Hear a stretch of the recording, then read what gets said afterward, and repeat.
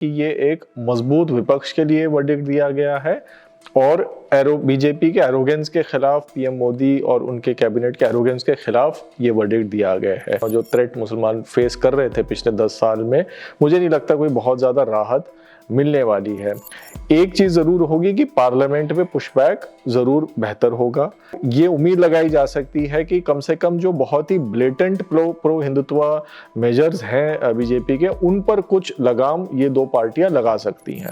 बिहार में पावर में रहने के लिए उन्हें बीजेपी की ज़रूरत तो है, लेकिन कुछ हद तक वो चाहती भी हैं कि मुस्लिम सपोर्ट उन्हें मिले, या कम से कम मुस्लिम पूरी तरह से राजद के तरफ कंसोलिडेट ना हो। एक जाहिर सी बात, एक क्लियर कोरिलेशन है पॉलिटिकल एम्पावरमेंट और इकोनॉमिक और सोशल एम्पावरमेंट में। जब से ये सोशल जस्टिस पार्टीज आई हैं, मिनिस्ट्रियल पोजीशंस में भी हम ओबीसीज और दलित्स की नुमाइंदगी को बढ़ते हुए हम देख रहे हैं। म्युनिसिपल लेवल से लेकर होम मिनिस्ट्री लेवल तक अगर पूरा सिस्टम वेपनाइज किया जा रहा है मुसलमानों के खिलाफ, तो पॉलिटिकली उनके पास कोई ऑप्शन ही नहीं बचता जो nearest BJP anti BJP party को हराने के बजाय। और अगर आप डेटा के हिसाब से भी बात करें तो ऐसी कोई सीट नहीं है जहां पर एआईएमआईएम ने की वजह से इंडिया अलायंस की हार हुई हो। एआईएमआईएम जैसी पार्टी का होना इसलिए भी ज़रूरी है कि वो एक सेकुलर पार्टी पर भी चेक रखती है।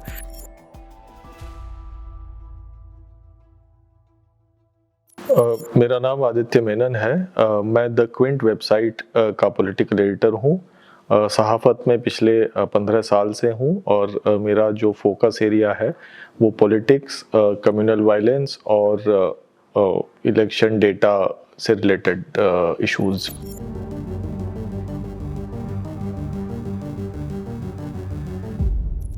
ये जो मैंडेट दिया है वो ना सरकार के पूरी तरह पक्ष में दिया है, ना विपक्ष की पूरी तरह पक्ष में दिया है। ये ज़रूर कह सकते हैं कि ये एक सरकार के खिलाफ और एक एंटी इनकम्बेंसी वाला वर्डिक्ट ज़रूर है, क्योंकि बीजेपी का जो वोट शेयर है, एनडीए का वोट शेयर है, वो काफ़ी उसमें गिरावट आई है, ख़ास तौर पे उत्तर प्रदेश, महाराष्ट्र जैसे बड़े राज्यों में। लेकिन ये भी हम कह सकते हैं कि अपोजिशन को भी एक स्पष्ट बहुमत नहीं दी गई है। अपोजिशन भी काफ़ी पीछे है बीजेपी से, कुछ फासला दोनों अलायंसेस में अभी भी बरकरार है। तो इस एक तरह से कहा जा सकता है कि ये एक मजबूत विपक्ष के लिए वर्डिक्ट दिया गया है और बीजेपी के एरोगेंस के खिलाफ, पीएम मोदी और उनके कैबिनेट के एरोगेंस के खिलाफ ये वर्डिक्ट दिया गया है। तो इस तरह से हम इस वर्डिक्ट को मोटा मोटी समझ सकते हैं। जहाँ तक मुसलमानों का सवाल है, मुझे लगता है काफ़ी ज़्यादा फोकस प्री पोल और पोस्ट पोल सिनारियो में मुसलमानों पर किया गया है मीडिया की तरफ से। यहाँ तक कि भाजपा के टॉप नेताओं ने, ख़ासतौर पे प्रधानमंत्री ने कुछ ज़्यादा ही फोकस मुसलमानों पर किया, क्योंकि उनका पूरा कैंपेन ही एक तरह से सेंटर्ड था कि हम इन्हें कंट्रोल में रखेंगे और अगर हम पावर में नहीं आए तो अपोजिशन के जो आपके रिसोर्सेज हैं वो उन्हें दे देंगे। तो इस किस्म से एक फेक नैरेटिव क्रिएट करने की कोशिश की गई थी इलेक्शन में मुसलमानों को लेकर। पोस्ट पोल एनालिसिस में भी मुझे लगता है कि जो कमेंटेटर्स का काफ़ी ज़्यादा जो तवज्जो रहा है वो इस पर रहा है कि अब मुसलमान सांस ले सकते हैं। मुझे लगता है कि ले देकर सरकार तो बीजेपी की ही बनी है, तो मुझे नहीं लगता कि बहुत ज़्यादा फ़र्क आएगा मुसलमानों के जो हालात हैं और जो थ्रेट मुसलमान फेस कर रहे थे पिछले 10 साल में। मुझे नहीं लगता कोई बहुत ज़्यादा राहत मिलने वाली है। एक चीज़ ज़रूर होगी कि पार्लियामेंट में पुशबैक ज़रूर बेहतर होगा।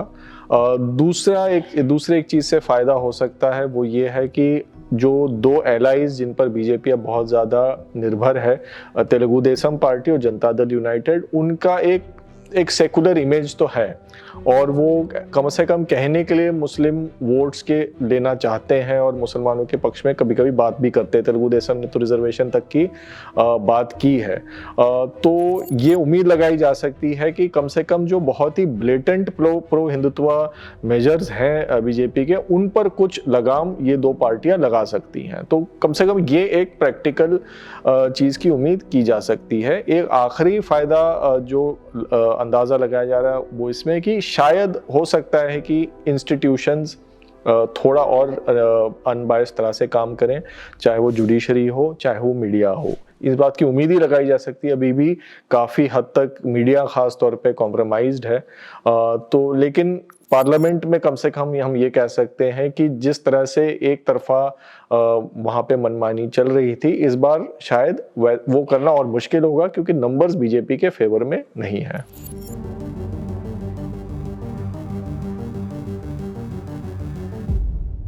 ये देखना होगा कि अभी अपने वायदे पर कितना ज़्यादा खरे उतरते हैं जनता दल यूनाइटेड और तेलुगु देशम पार्टी।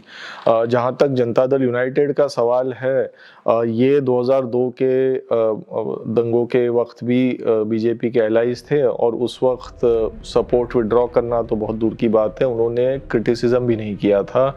जहाँ अगर मेरा ख्याल ठीक है तो नीतीश कुमार शायद रेल मंत्री थे उस दौरान, उन्होंने तो कुछ भी नहीं कहा था। मोदी के साथ उन्होंने कैंपेन भी किया उसके बाद।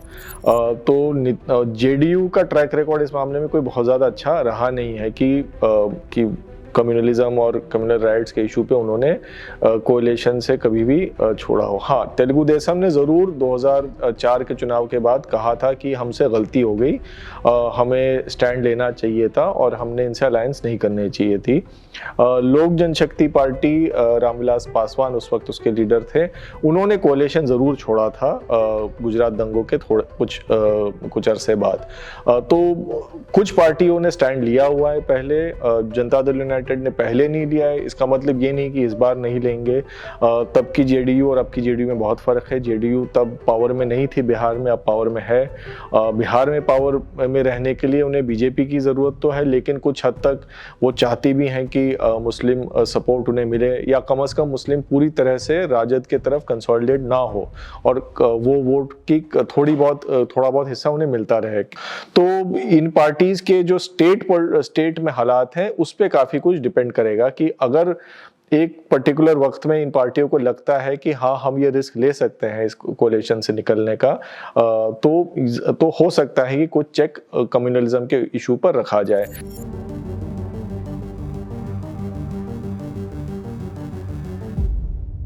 कम से कम अगर हम इस इलेक्शन के मैंडेट को देखें तो इस इलेक्शन में ज़्यादातर ऑपोजिशन ने सॉफ्ट हिंदुत्व की राह नहीं पकड़ी। उन्होंने एक आइडियोलॉजिकल पोजीशनिंग रखी, भले ही उन्होंने ओपनली प्रो माइनॉरिटी नहीं कहा, लेकिन उन्होंने एक प्रो कॉन्स्टिट्यूशन स्टैंड लेकर कहा और उसका उन्हें काफ़ी फ़ायदा भी हुआ। तो ये उम्मीद ज़रूर लगाई जा सकती है कि वो कॉन्स्टिट्यूशन और कॉन्स्टिट्यूशनल वैल्यूज़ को एक बहुत बड़ा मुद्दा बनाकर अपनी सियासत आगे बढ़ा सकते हैं। जहाँ तक लेजिस्लेशंस का सवाल है, तो यूएपीए एक एक्सेप्शन था जिसमें कांग्रेस ने एक अपोजिट स्टैंड लिया, क्योंकि वो उनकी अपनी भी एक लेगेसी थी। यूएपीए इनिशियली कांग्रेस ही लाया था, अमेंडमेंट इस पे बीजेपी लाई थी। कांग्रेस अगर इसमें मुखालिफत करती तो एक नेशनल सिक्योरिटी के मामले में आप कॉम्प्रोमाइज़ करें, वैसा इल्ज़ाम उन पे लगता। कांग्रेस उस मुद्दे पर कमज़ोर पड़ी।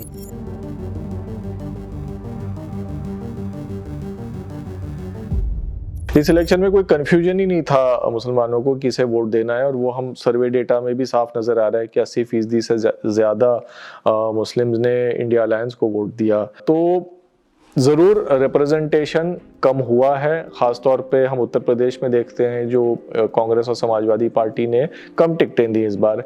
लेकिन कम्युनिटी की तरफ से ये सेंस था कि you have one job which is to defeat the BJP, कि इंडिया अलायंस का एक ही मकसद है, वो बीजेपी को हराना। और बीजेपी ने इस कदर जो सिस्टम है, चाहे वो म्यूनसिपल लेवल में डिमोलिशंस के ज़रिए हो या फिर एकदम टॉप लेवल पे यूएपीए के ज़रिए अरेस्ट करना हो, ऊपर से नीचे तक सिस्टम को मुसलमानों के ख़िलाफ़ वेपनाइज किया गया है।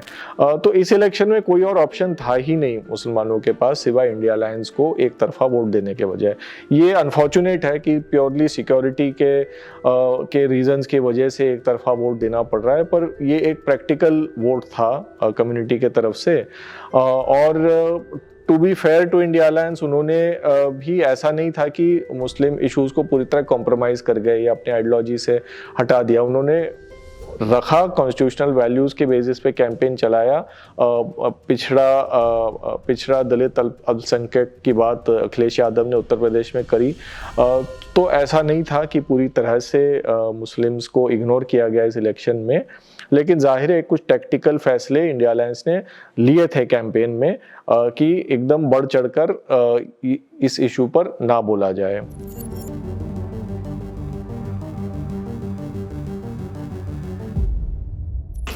जैसे पॉलिटिकल एम्पावरमेंट सोशल और इकोनॉमिक एम्पावरमेंट के लिए बहुत ज़रूरी है। इससे सबसे बेहतरीन एग्जांपल बहुजन समाज पार्टी का देखने में आता है कि जिस तरह से बीएसपी पहले एक इम्पॉर्टेंट प्लेयर बनी 90 के दशक में, और फिर बाद में 2000s में जाके उन्होंने अपने दम पर उत्तर प्रदेश में सरकार भी बनाई। तो उससे एक तो जाहिर सी बात है, एक सेल्फ कॉन्फिडेंस हमने देखा दलित कम्युनिटी में आया उत्तर प्रदेश में।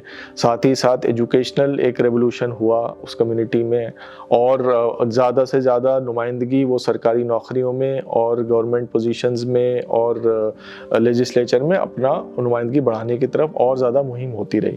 तो एक जाहिर सी बात, एक क्लियर कोरिलेशन है पॉलिटिकल एम्पावरमेंट और इकोनॉमिक और सोशल एम्पावरमेंट में। इसी तरह से जो कास्ट बेस्ड पार्टियां हैं, चाहे वो जाटों की पार्टी हो, यादव्स में हमने समाजवादी पार्टी और राष्ट्रीय जनता दल में देखा, तो जब ये पार्टी जब उभरी नहीं थी, अगर हम उससे पहले का 80s का डेटा देखें कि गवर्नमेंट मिनिस्ट्रीज में बिहार में उत्तर प्रदेश में कौन सी कास्ट की नुमाइंदगी ज़्यादा थी, तो अपर कास्ट का बहुत डिस्प्रपोर्शनेट ज़्यादा हम रिप्रेजेंटेशन देखते हैं। लेकिन जब से ये सोशल जस्टिस पार्टीज आई हैं, समाजवादी पार्टी, राष्ट्रीय जनता दल, बहुजन समाज पार्टी, तो मिनिस्ट्रियल पोजीशंस में भी हम ओबीसीज और दलित्स की नुमाइंदगी को बढ़ते हुए हम देख रहे हैं। तो एक क्लियर कट इन पार्टीज का एक इम्पैक्ट होता है।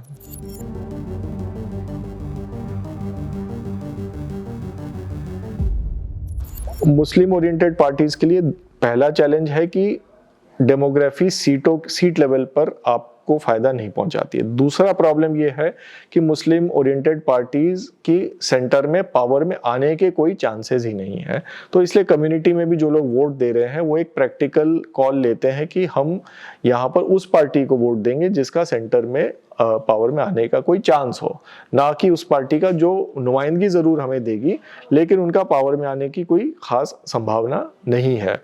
तो एक ये मेजर चैलेंज रहता है एक मुस्लिम ओरिएंटेड पार्टी के लिए। ये एक कांस्टेंट प्रोसेस चलेगा। मुझे लगता है कि काफ़ी हद तक आने वाले सालों में फोकस मुस्लिम ऑर्गेनाइजेशंस का और मुस्लिम सिविल सोसाइटी का इलेक्शन से थोड़ा अलग होना चाहिए, क्योंकि इलेक्शंस एंड में जब तक बीजेपी इस तरह से अपने वर्चस्व पे, अपने डोमिनेंस में रहेगी, तब तक इलेक्शन बीजेपी को हराने वाले ही होंगे। इसमें यानी ये एक मजबूरी है।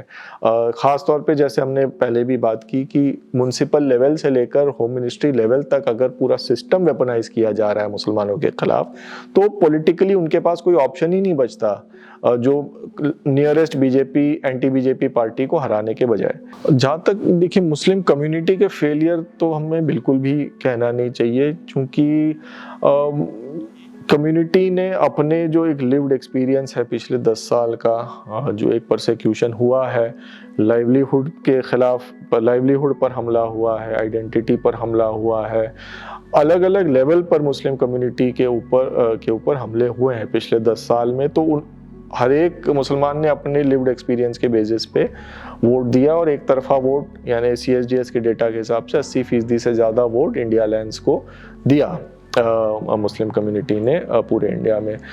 तो ये वोट बीजेपी को हराने वाला वोट था। सब ने अपने अपने तजुर्बे के हिसाब से ये वोट दिया है, तो इसमें हम फेलियर नहीं कह सकते। और जिस सीट में उम्मीद थी कि ऐसे लीडर को वोट दिया जाए जो बिना किसी की रोकथाम के एकदम अनअपोलोजेटिकली कम्युनिटी का पक्ष रखें पार्लियामेंट में, और वहाँ पर उनको जिताया गया है असदुद्दीन ओवैसी साहब को, और उनका वोट शेयर पिछले इलेक्शन के मुकाबले बढ़ गया है। तो जहाँ देना था वोट एक इंडिपेंडेंट मुस्लिम कैंडिडेट को, वहाँ दिया है। ओवैसी साहब तो चलो एक नॉन केस है, लेकिन मैं 2 और सीट्स की बात करना चाहूँगा जो एकदम नेशनल मेन स्ट्रीम में, जिनके बारे में बात कम की जाती है। बारामूला की सीट कश्मीर में, जहाँ उमर अब्दुल्ला को वोट ना देकर इंजीनियर रशीद को वोट दिया गया, जो जेल में है, अंडर ट्रायल है, उन्हें UAPA के तहत अंदर बंद किया गया है। इंजीनियर रशीद को उमर अब्दुल्ला से दुगने वोट मिले बारामूला सीट में।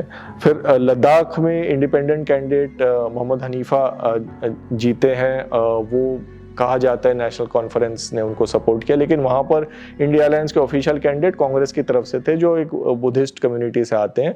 लेकिन फिर भी जो करगिल के मुसलमान हैं उन्होंने एक तरफा वोट हनीफा साहब को दिया। तो वहाँ पर एक एक्सपेरिमेंटेशन किया उन्होंने और हनीफा साहब जीत कर भी आए हैं वहाँ से। तो जिन सीटों में एक अनअपोलोजेटिक व्यू पॉइंट की गुंजाइश थी, लद्दाख में, बारामूला में और हैदराबाद में, वहाँ पे वो पोजीशन लिया गया है। लेकिन जहाँ पर वो मुमकिन नहीं था वहाँ पर इंडिया अलायंस को काफ़ी हद तक वोट किया गया है।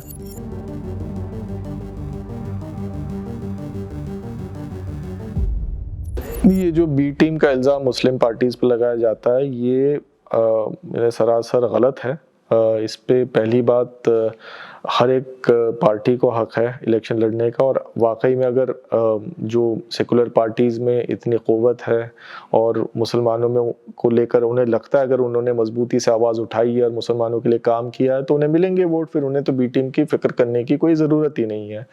और अगर आप डेटा के हिसाब से भी बात करें तो ऐसी कोई सीट नहीं है जहाँ पर AIMIM ने की वजह से इंडिया अलायंस की हार हुई हो। मैं उल्टा एग्जांपल मैं दे सकता हूँ कि औरंगाबाद की सीट में जो शिवसेना के कैंडिडेट हैं उन और जो वंचित बहुजन अघाड़ी के कैंडिडेट हैं उन्होंने काफ़ी सेकुलर वोट काटे हैं और उस वजह से इम्तियाज़ जलील जो नंबर 2 कैंडिडेट थे बीजेपी के बाद, उनकी हार हुई है। तो ये इल्ज़ाम तो फिर इंडिया अलायंस पे और वंचित बहुजन अघाड़ी पर भी लग सकता है कि उनके वजह से ये हार हुई है वहाँ पर और बीजेपी की जीत हुई है। सिमिलरली करीमगंज की सीट में ये उल्टा इल्ज़ाम लग सकता है कि AIUDF की वजह से कांग्रेस जीती है, कांग्रेस हारी है और बीजेपी जीत गई है। तो मेरा ख्याल है ऐसा हम कभी नहीं कहेंगे कि औरंगाबाद की सीट वंचित बहुजन अघाड़ी या शिवसेना को नहीं लड़नी चाहिए थी या करीमगंज में AIUDF को नहीं लड़ना चाहिए था। हर एक को लड़ने का हक है और एक तरफा कम्युनिटी वोटिंग एक तरफ हो, ये यानी 100% एक तरफ वोट दिया जाए किसी सीट में, वो मुमकिन ही नहीं है। AIMIM जैसी पार्टियां, खास तौर पर मैं AUDF को भी नहीं इसमें जोड़ूंगा, AIMIM जैसी पार्टी का होना इसलिए भी ज़रूरी है कि वो एक सेकुलर पार्टी पर भी चेक रखती है। ठीक है AIMIM एक ही सीट पर आए, लेकिन AIMIM जिस तरह से पार्लियामेंट में ओवैसी साहब एक अनअपोलोजेटिक कम्युनिटी का व्यू पॉइंट रखते हैं और वो भी इतने आर्टिकुलेशन और रिसर्च के साथ रखते हैं, वो बहुत ज़रूरी है सेकुलर पार्टी पर भी चेक रखने के लिए कि आप मुस्लिम का वोट ग्रांटेड ना लें। हमारे लिए या कम्युनिटी के लिए भी बोलने वाले नेता मौजूद हैं जो बिना किसी कॉम्प्रोमाइज़ के स्टैंड ले सकते हैं। तो ये एक पोजीशन रखना भी ज़रूरी है, ये एक ऑप्शन रखना भी ज़रूरी है। इसमें कोई बी टीम वगैरह का इल्ज़ाम बिल्कुल ही गलत है इस मामले में।